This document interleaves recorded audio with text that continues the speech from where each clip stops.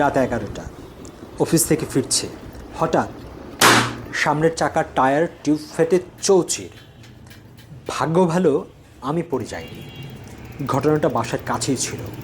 তবে এক মুহূর্তে মনে হলো, এখন কি করব, এত রাতে যাব কোথায়?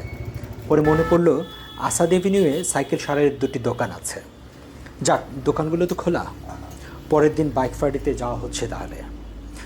রাত 12:15টার দিকে নতুন টায়ার টিউব লাগিয়ে বাসায় ফিরলাম।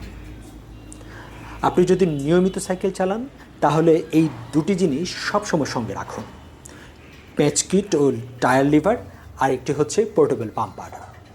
তবে ভুলেও রাস্তায় বসে রাতের বেলা সারাইয়ের কাজ করতে যাবেন না, এটা ঝুঁকিপূর্ণ। দ্রুত বাসায় ফিরুন। এই ঘটনা বারবার ঘটবে না, কিন্তু ঘটলে যেন আপনি তৈরি থাকেন। এই চাকা আমাকে সেটাই শিখিয়েছে। Happy cycling.